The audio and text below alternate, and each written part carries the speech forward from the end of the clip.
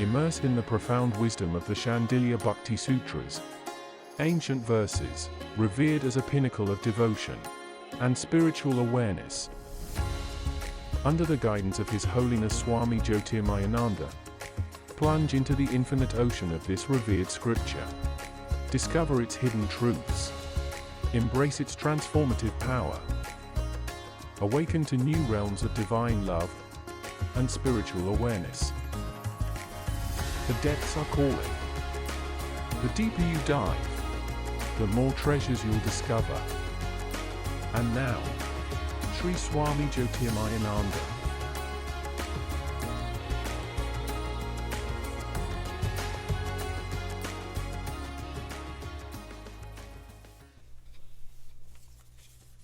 Om Vasudev Sutam Devam Kansachanuramardanam Devaki Paramanandam Krishnam Vande Jagadgurum. Om. Adorations to Lord Krishna, the preceptor of the universe, destroyer of the forces of darkness, bestower of immortality. Shandilya Bhakti Sutras. Presently we are in Sutra number 93. Subtle point is brought out regarding the relationship between Jiva, the individual soul, and God. Always remember the Ramayana quotation where Rama asks Hanuman, "How am I related to you?" And the answer is, Deha buddhyatu dasoham. From the point of view of the body, I am a slave, you are the master. Jiva buddhya tvadanshaka. From the point of view of the soul, I am a ray, you are the sun. Atma buddhya tavaivaham. Go beyond, from the innermost point of view. I am you, you are me. There is nothing, no difference. As you move towards enlightenment, the goal is called self-realization. Two great paths come to your view. Path of wisdom that points out to the utterance, Tattvam Asi, thou art that. A path of devotion that God alone is. Your ego must move away. Devotion speaks the language of the heart, and jnana speaks the language of the head. Head implies reasoning, intellect. Both are interrelated. People who didn't have much to do, they fought against each other.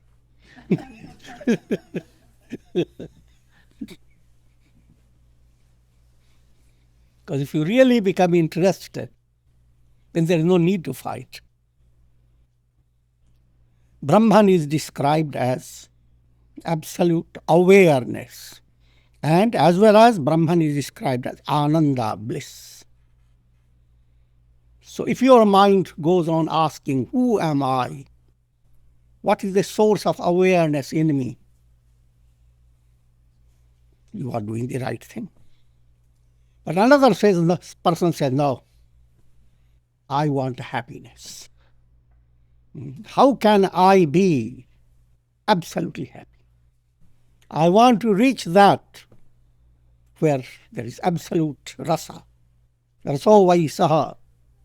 That God is full of rasam. Madrasi people understand.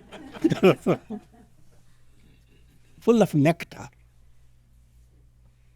So one says, I like the nectar. Another says, I like the shine. Both are same. God is described both ways. Atmanastu kamaya sarvam priyam bhavati. For the sake of the self, the absolute within you, all things become dear. If you were to look for what do I love most, and how can I allow that urge to love be absolutely fulfilled. The language seems different. Another way of saying, no, don't forget about love, it drowns you. Ask, who am I? And understand the I is different from the body, mind, intellect, sense. So why confuse yourself? It's so simple.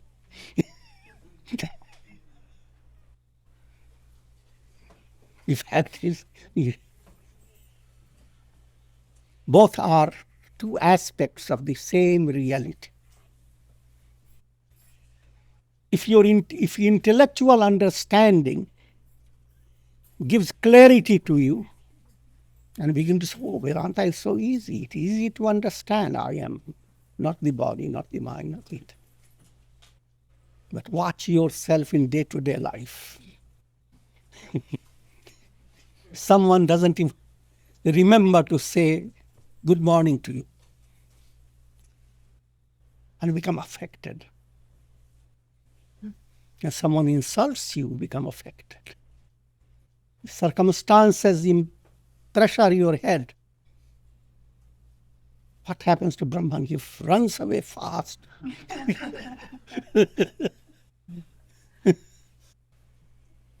In a world of raga, dvesha, attachment and hatred, things that you like, if you do not get them,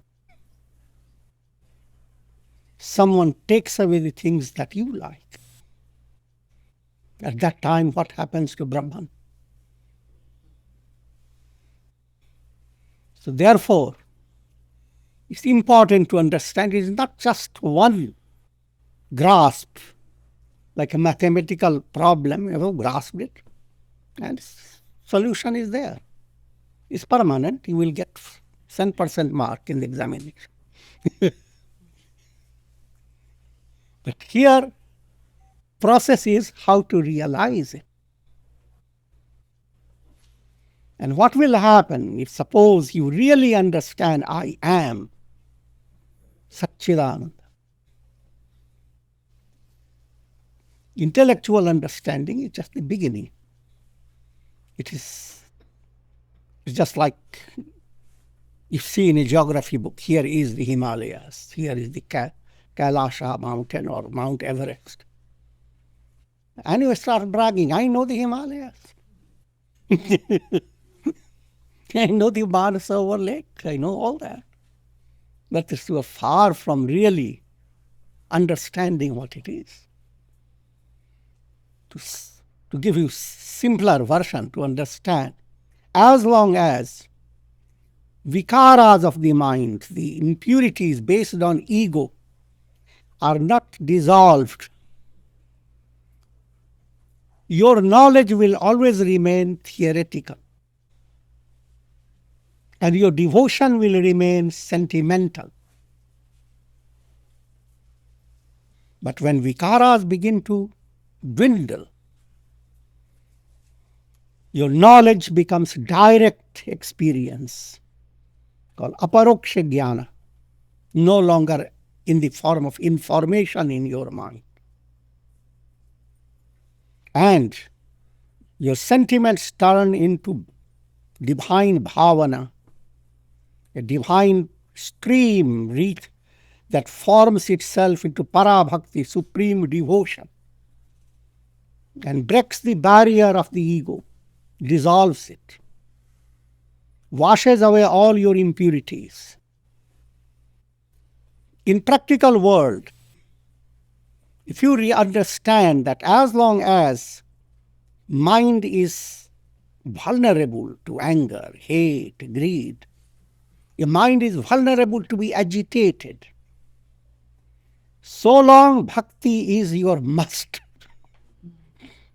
Devotion you must develop. Because the devotion alone has the power to wash away subtle impurities related to egoism. If devotion is not there, simple mathematical concept does not remove it. rather intensifies your ego. You begin to assert, oh, I am Brahman. Those people don't know it there.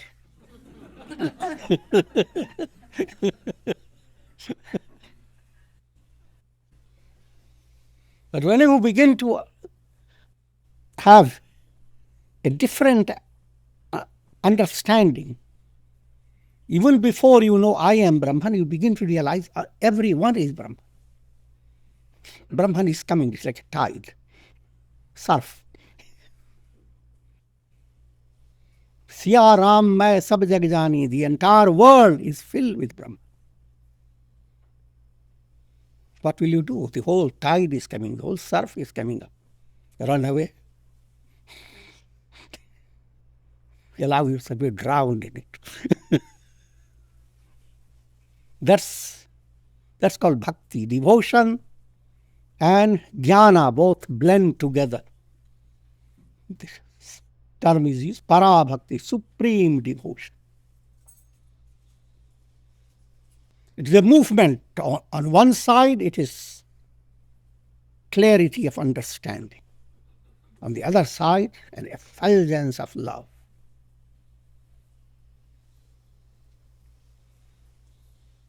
And both at the same time. So having said that, in 93 Sutra, Tadaikyam Nanat Vaikatvam Upadhi Yogahanat Adityavat.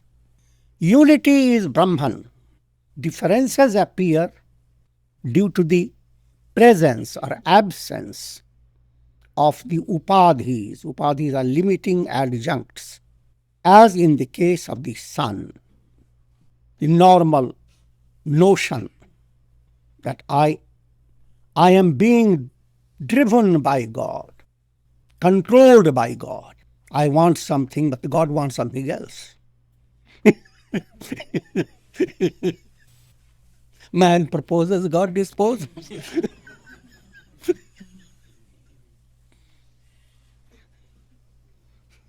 So life is always a big problem. The sutra says, not so. At deeper level, there is unity. You are God, God is you. The example, reflected sun in a jar of water. That reflected sun has no reality in it. Yet, if your vision is limited, you are interested in the reflected sun. It shines. It's much better than anything in that jar. And you want to keep it in a better situation. So, you work hard to keep the jar unshaken, untormented, undistracted. And you can't go too much, give too much time to it. You pour it into another jar. In each embodiment, you want to experience maximum happiness. In the process of experiencing happiness, all that you are doing is adjusting your mind so that the soul may shine better. What I'm relating you to understand that every individual tries to be happy. That achievement is just like adjusting a jar to have clarity of water, not to be shaken, and the soul, the reflected sun, becomes relaxed. But this is childish, it's extremely little, because ultimately, jar has its time limit. So you pour that water into another jar. That's how karma does. In each life you have created karma. This personality fades away and you are transferred from one body to another body. You may be in a better position than you were before, but this is not the goal. Because no matter Whichever condition you may be, it is not, you are in a world of illusion. Reflected suns, no matter how wonderful they may be, they cannot equal the sun. They shouldn't feel miserable. They are the sun. Their project is how to get out of this water.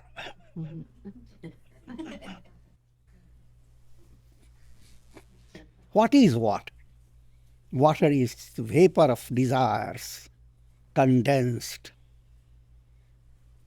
There's a moisture in it. Bring a big dryer. Allow that water, the desires of the mind to move away. In that process, there are stages. First, you try to improve your desires, create a longing for enlightenment, develop divine qualities. Instead of having just desires for worldly achievement, develop aspiration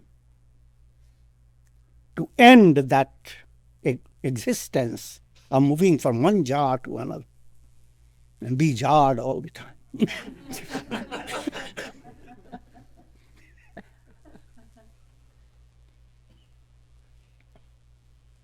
So just as there are countless reflections, and each reflected sun is in a special situation, no two reflected suns are exactly in the same predicament.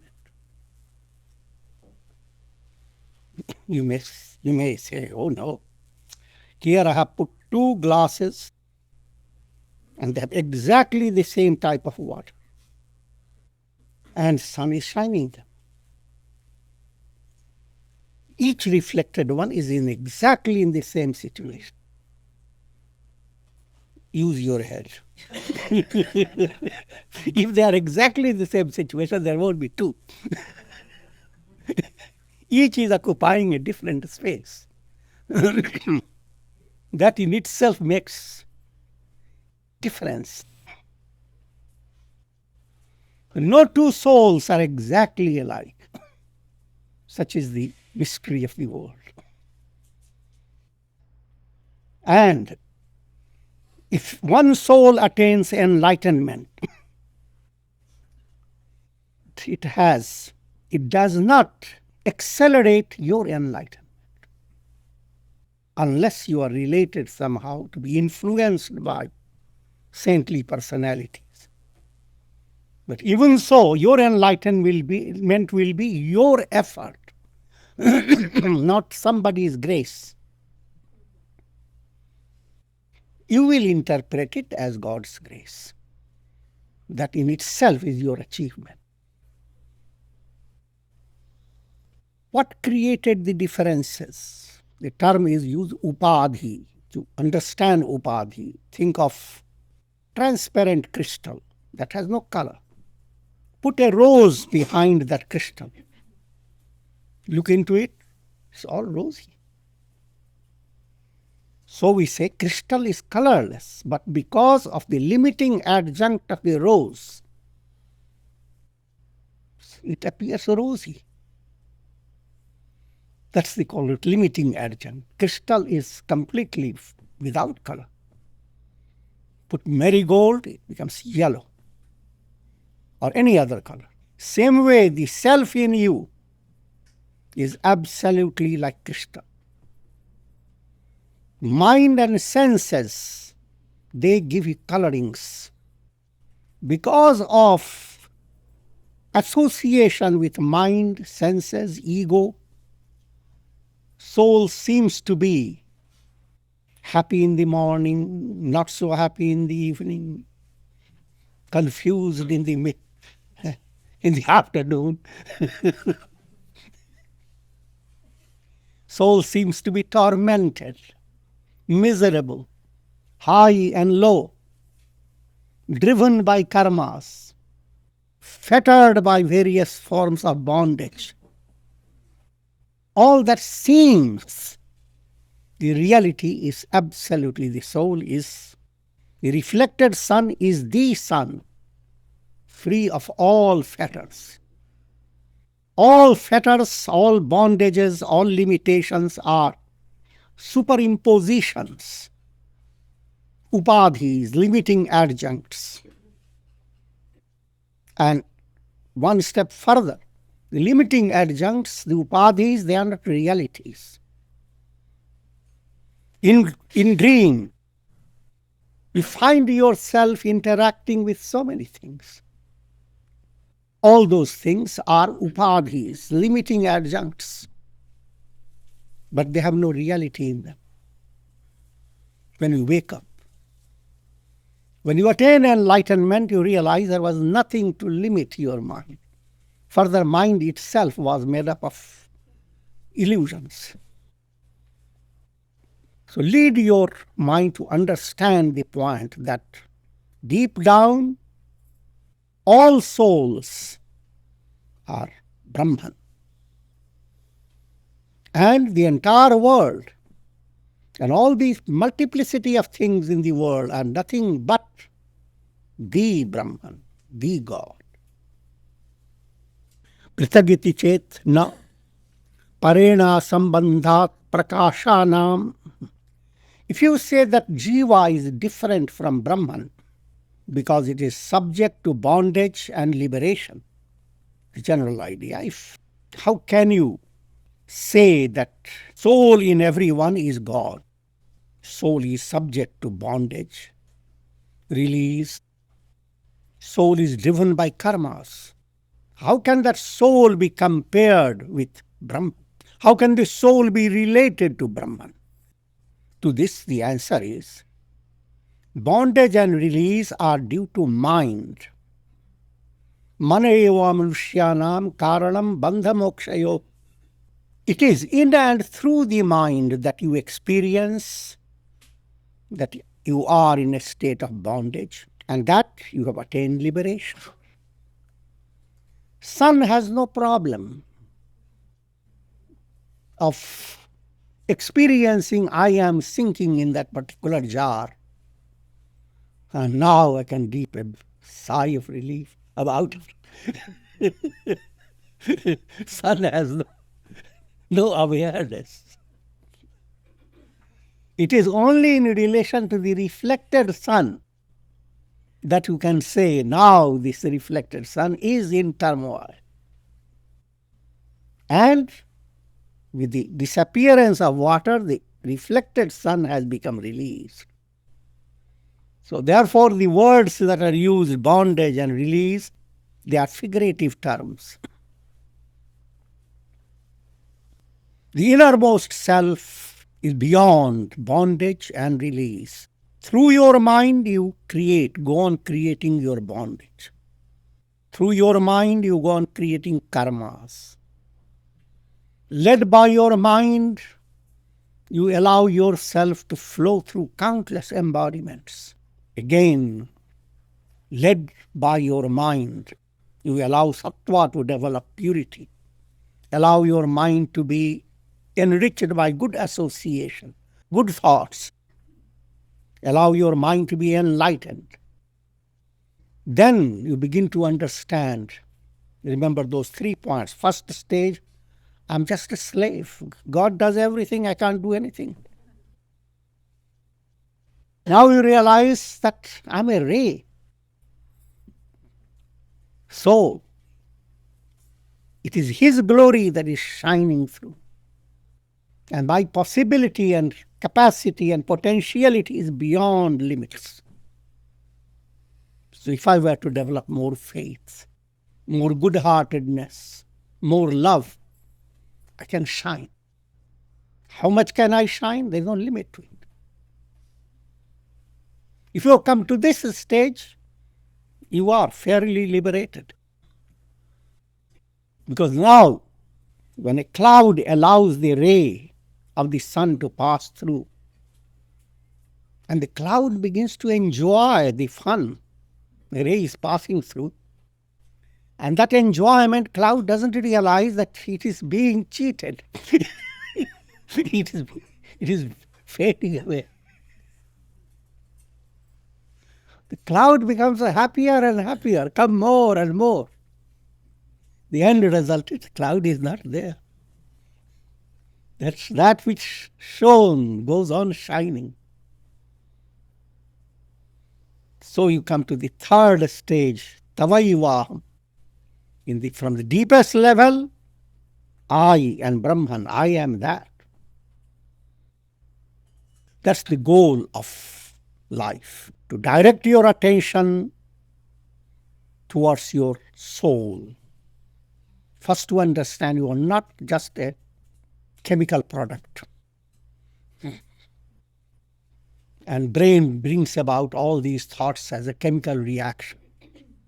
A little of potassium, a little of phosphorus.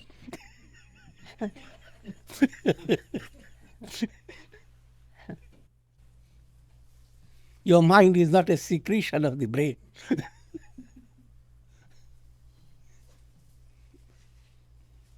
Your entire body has been fashioned by the mind. It is perceived by the mind. Everything that you do is perceived by the mind, and the mind is beyond the body and nervous system. So first stage to understand the mind. Then to understand it is in and through the mind that you develop that concept, I am in a bondage. And how can I improve my situation? In the beginning, your focus is on improvement. How can I create better karmas, better circumstances? If you go higher, improvements means nothing. Just like you are wearing a shawl and any cloth, and there is a tear. Someone improves upon it, stitches it. And people go on wearing certain shawl, etc., with thousands of stitches. That's what improvement does.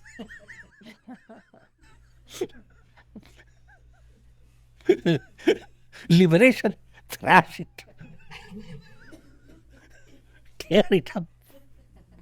Mind is not needed anymore.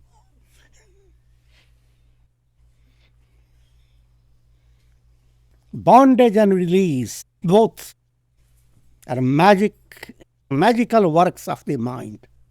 You can let the mind flow along avidya, ignorance, or allow the mind to move towards vidya, knowledge. Each is a progressive movement. Movement in avidya means ignorance. There's no rush for it. If you say progressive doesn't mean anything. The movement in knowledge is progressive. But both are set up in your mind. Once the mind is enlightened, the question of relationship with God doesn't arise.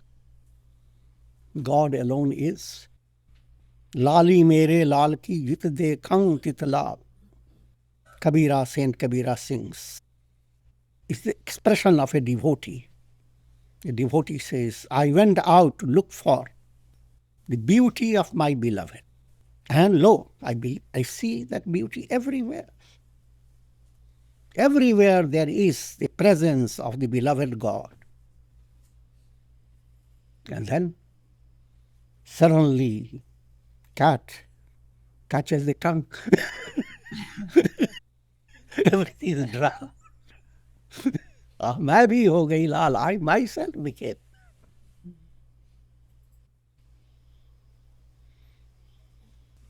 Na vikarinastu karana vikarat. Changes do not occur in the souls. They do in the instruments, mind and senses. So when you study the souls, the jivas, all the history of the world relates to jivas, souls, in their different embodiments. And there are so many stories. No two persons have the same story. But all these changes, they do not relate to the soul in its innate state. They relate to the mind. Minds are variables, creating illusion that there is variations of predicaments for the souls. Mind's limitations are superimposed upon the souls. The mind is happy, say, I'm very happy, my very soul is happy. If mind is not so, I feel miserable from my very soul. My soul is sinking into hell. You are not really talking about the soul, you are just talking about the mind. Think of in the daily life, situations can be positive, negative. And positive situations you have faced, say, oh, I am in heaven, I'm very happy. Or things have gone wrong, I'm in hell. But when you go to sleep, there is neither heaven nor hell. The mind that was giving you that idea, that mind itself has moved away. The ego itself has vanished. And behold the miracle, you exist. And you exist in the void. And when you emerge from it, you are recharged to face your illusions with stronger muscles.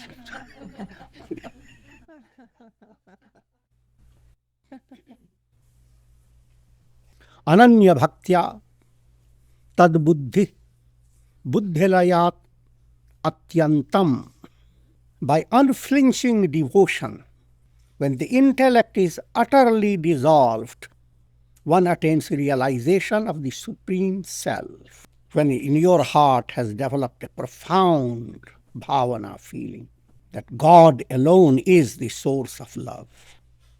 Think of in day-to-day life, all forms of illumination that you experience, their source is in the sun.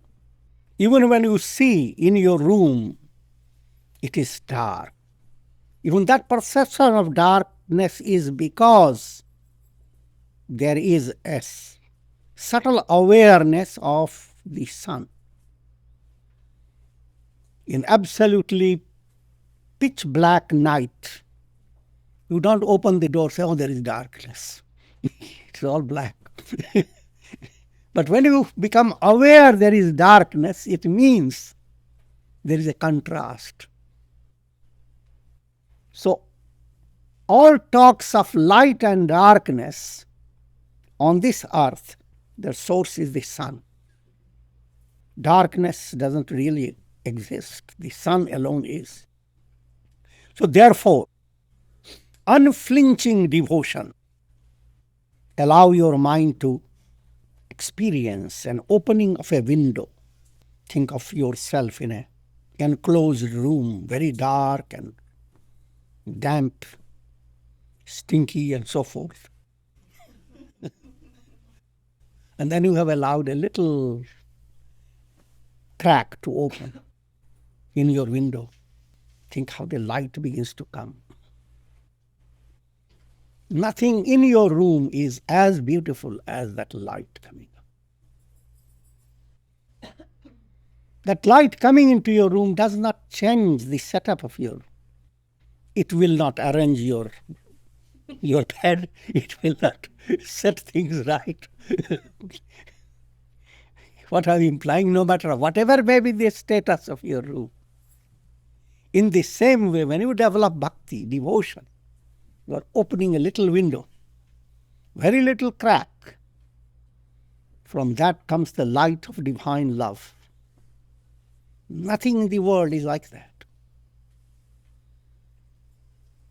It begins to give to you a sense of trust, faith, that you are not coming from void in a world of emptiness, but with tremendous purpose. And a life has a goal of infinite value. Therefore, no matter how backward you may be, there shines within you glow of faith, a glow that goes on opening the crack. Life becomes interesting. That's what called enrichment in your life. Every day is enriching, not based upon happenings, based upon the way you react to things, the way it impacts your heart. I'm not talking about the physical heart, I'm talking about the deeper level of your being. So much so, even if your life is stripped out of you, you are not affected. Don't think it is a very negative simile, because that's the reality of everyone. In other words, even the death does not create a threat. 3 points are to be understood in the process of enlightenment. Manonash. Manonash means mind is not dominated by raga dvesha. Raga is attachment, dvesha is hatred. How to let your mind be serene, in balance. Let it have a little vertical disposition, an aerial view. Push the mind a little up. The moment you have an aerial view of situation, you begin to smile. Things that you think are negative, they are not. Things that you think are positive, they are not.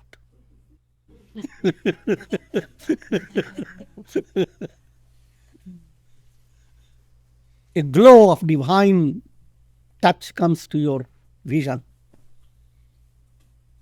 and a deep love and faith that God's heart is softer than 1,000 mothers. How can He ever place you in misery for the sake of troubling you?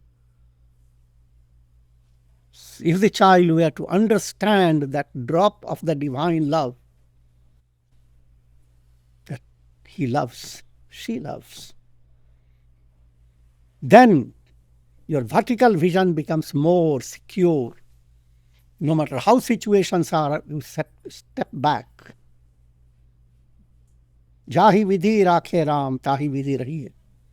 Whichever way God keeps me, I am happy about it. The Divine Mother has 1,000 arms. She threw me away from one arm, I'm going it.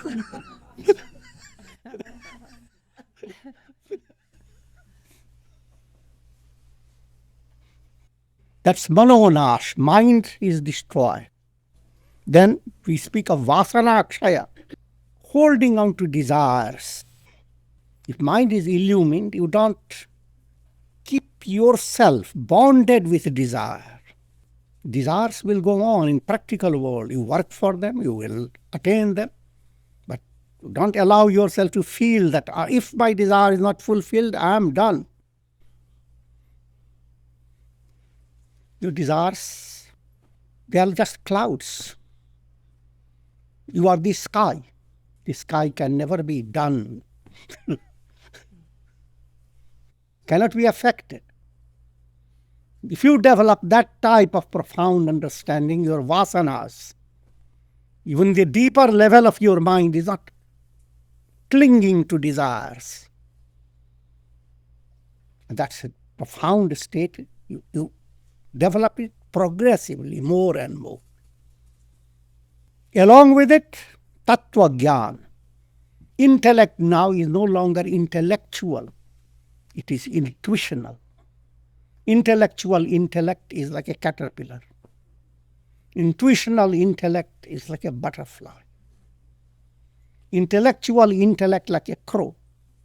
Intuitional intellect is like a swan. So manonash, allowing the mind to be serene, balanced. Vasana akshaya, allowing the deeper level of your mind to be free of storage, of unnecessary emotions, desires, etc. And tattva gyan, there develops the magical spirit of swan. Your consciousness sits upon the swan, and you realize that consciousness has been nothing but the mother, Saraswati. 1,000 arms. All is going on immediately. With this, I will conclude. Om Shanti. Thank you for joining us on this journey of spiritual growth. It's an honor to learn from the wisdom of Swami Jyotirmayananda. As we part for now, remember, the quest does not end. Take time to reflect on today's insights and integrate them into your life. Until next time, stay open, stay curious, stay present. The light within you is always shining.